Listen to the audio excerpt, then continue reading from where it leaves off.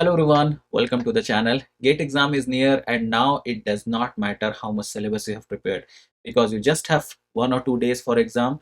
So it does not matter whatever you have prepared till now. What matters is how you are utilizing the time during the exam, how you are managing the exam pressure, how you are managing the negative marking. So these things are going to decide your rank and your score in GATE exam. Also like how you are taking risk in exam.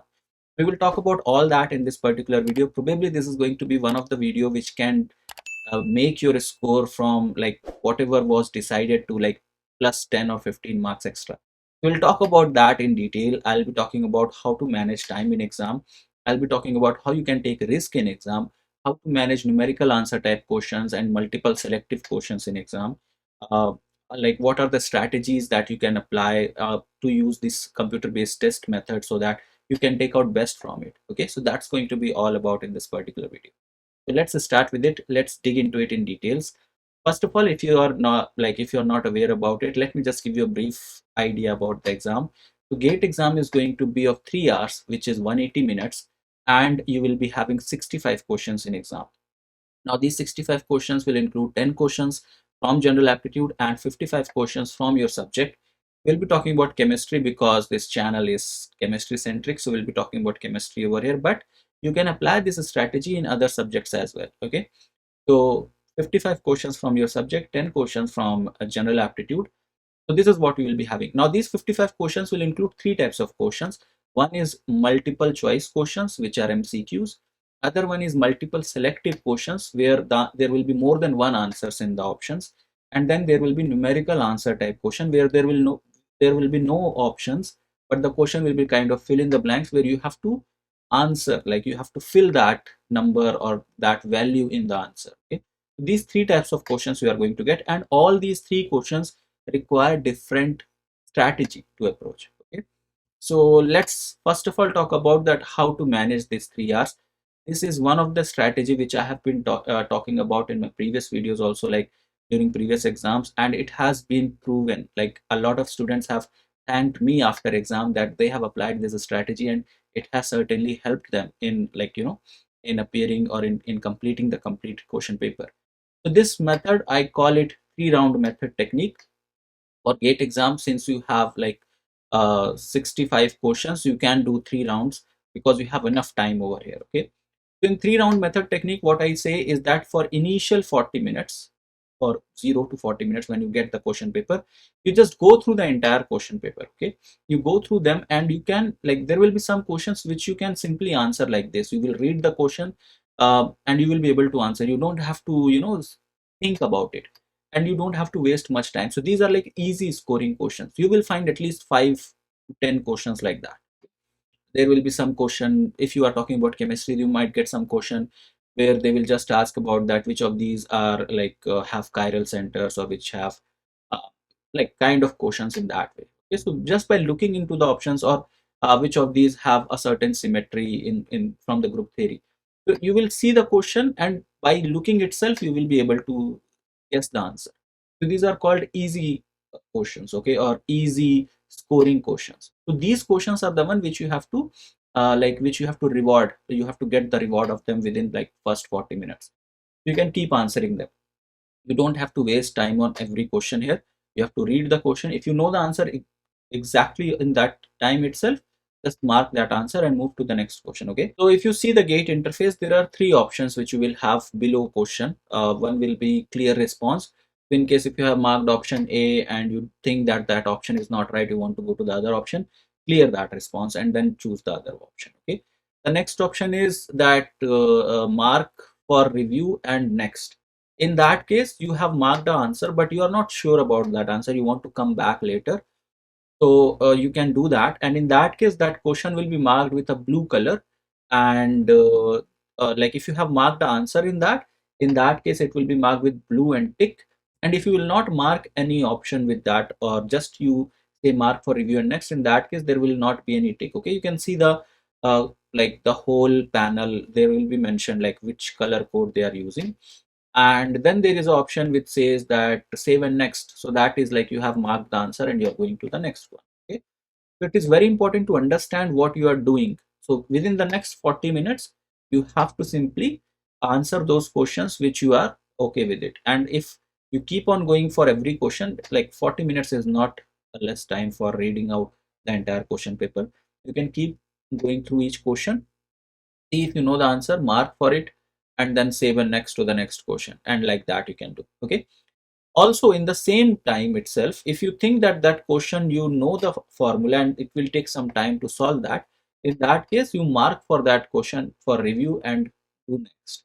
So in that case, you will be having a list. After 40 minutes you will be having like the color, like the question panel will be colored in different colors, and you will know that how many questions you have answered already in 40 minutes and how many questions you know answer which will take little bit of time. Don't worry, even if you have answered like 2 3 questions also in this 40 minutes, it's good. Okay, this is called the first round of this method. Okay, so within the first round, what you have done two very important things. Number one, you have done easiest questions, the one questions which are very easy, you have answered them.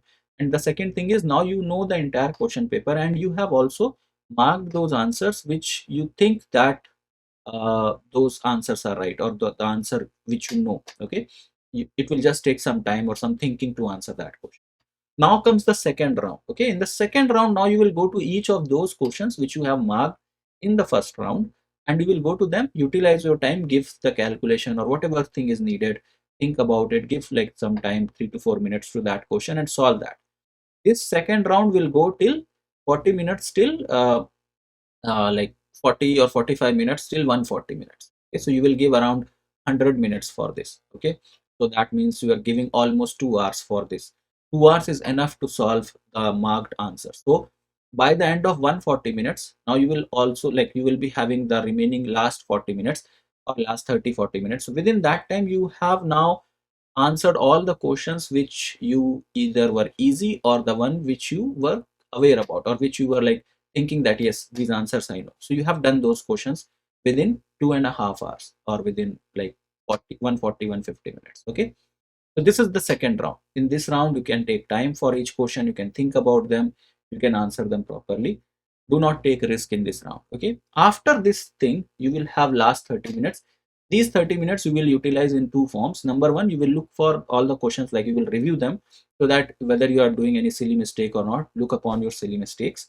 Second thing is, if you think that you have done too few questions, if you think you have just scored or you have just done like 10 15 questions which are not going to give you a lot of score, then you will take risk, or in the last 30 minutes you can take risk for some question. Let's say there was a question which was there and you have some idea of it, you are just confused between two options, so here you can take risk of that. Okay? In the last 30 minutes you have to do three things. Number one, look for your silly mistakes. Second thing is, try to take risk if possible in a certain question. I'll talk about this in the video itself, like in the later part of this video. And the third thing which you have to do over here is to look for the numerical answer type question, whether you are doing, whether you have answered them rightly or not, because the numerical answer type question required to be answered up to a certain number of digits, up to a certain number of decimal places. So you have to be make sure that if the question says that answer up to 2 decimal places, your answer should be up to 2 decimal places. If the question says that answer till 1 decimal place, you have to answer till 1 decimal place. If the question says answer to the nearest integer, your answer should be nearest towards the nearest integer. So make sure you are doing that in the last 30 minutes. So this is the method in which you are, like, this is one of the effective method in which you are doing all the things required to give a good exam, or to attempt a good exam. You have utilized your time properly, you have gone through each and every question in the question paper, you have minimized your silly mistakes, and you have also taken some risk if that is required. Okay, so this is the first part of this video, where I wanted to talk about the strategy which you can apply for this exam. Okay, let's talk about the second part of the video, where we will talk about how to approach these numerical answer type questions and MSQs. Okay, see, in the entire question paper, these are the places where you will not have negative marking. You should be very aware about it, that negative marking is only in multiple choice questions, in MCQs. Okay? So in MCQs, if you do an incorrect MCQ, you might end up getting negative marking of it. Okay, and the negative marking is 1/3. If the question is of 1 marks, your negative marking will be minus 0.33. And if the question is of 2 marks, your negative marking will be 0.67, minus 0.67. So in this way, your MSQs, which are multiple selective questions, and numerical answer type questions, both of them are the one where there is no negative marking. So you can take risk in these questions. Okay. MSQs are questions where you have more than one answers correct. So if you have four options, there is possible that there could be two options which are correct or three options which are correct. Or it can happen that all the four options are correct. So this is MSQ. And then comes numerical answer type question where you have to fill the answers. So in both these cases, you have to be very particular. You can take risk in these cases because there is no negative marking. But at the same time, you have to be very careful because in, let's say, in MSQ, if there are three correct options and you have just marked two as the correct option, you will not get any marks. There is no partial marking in this. In order to get a score or in order to get marks of that question, you have to mark all the three options which were correct as the correct option. Okay, so be very careful when you are doing multiple selective questions or MSQs. Same goes for numerical answer type question. You have to be very careful with the decimal digits which is given. They will ask you to answer up to two decimal places, so your answer should be till two decimal. If they ask you to answer till nearest integer, so your answer should be nearest towards the nearest integer. Otherwise, you will not get any score of that question. Okay, so be very careful with that. Okay, so this is the second part which I wanted to talk about in this particular video. The third thing is about your computer-based test mode itself, okay, which many people don't know about, but you should be aware that if you have marked a question, and even if you have marked for review, and if the course time ends, the paper will automatically submit. If the time ends by 180 minutes ends, or by the end of 3 hours, your paper will be automatically submitted. So those answers or those options which you have marked for review, you have answered and marked for review, they will be evaluated. They will not be considered as not attempted. Let's say in question number 5, you thought that option is option number B and you marked option number B, but you think, okay, later on I will come back to question number 5 and I will see whether option B is correct or any other option is correct. So you answered option B and you have marked for review. Okay. In that case, you will see in the panel with a purple color and with a tick on that. That shows that that answer has been marked and it is for review. So that generally people do so that they can come later in the second round or in the third round of paper, they can come back to that question number 5 and they can reevaluate whether option B is correct or not. Okay, that's why people do it. But let's say you did not get time to come back to question number 5 and the time ended. Your paper is submitted now. So in that case, question number 5, option B will go for evaluation. Means the examiner will consider that you have chosen option number B for that particular question. If the correct answer is option B, you will get marks for that. If the correct answer is any other option, you will get either negative marking if that is a multiple choice question. If it is multiple selective question or numerical answer type question, in that case, you will not get any marks. Okay, so there will be no negative marking, but you will not get any marks of that. So make sure that the question which is marked for review and it is answered, that will be evaluated. Okay, it should be very clear to you. Okay, the next and the final part of this video is regarding virtual calculator. Virtual calculator is provided in GATE exam, and it should not come up to you as a surprise that in exam you see, oh, I get a virtual calculator. You should be aware about it and you should know how to use it.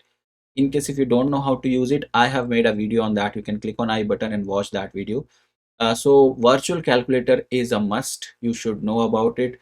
It makes very easy to do physical chemistry questions, especially using virtual calculator. So please practice using virtual calculator for physical chemistry related questions. And last but not the least, before exam, try to maintain your sleep cycle. If you are not sleeping properly now because of preparation and all, try to maintain that within next few days. Try to maintain your sleep cycle, sleep appropriately. It is very important to give your mind rest so that in the exam time you don't get that adrenaline rush, and in that case a lot of people do silly mistakes in that. Okay, so you should not do that. Okay, you have to be relaxed, you have to calm down yourself. Second thing is that of course before exam, don't do heavy revision or don't appear for a lot of mock test and all. Now it's time is over for mock test and all the other things. You have to just focus on whatever you have studied, retain that, keep revising things, but do shallow revisions. Don't go hard on yourself. Okay, Take light food, take care of your health. You don't want to fall sick because the weather is changing right now. A lot of people are getting cold and cough.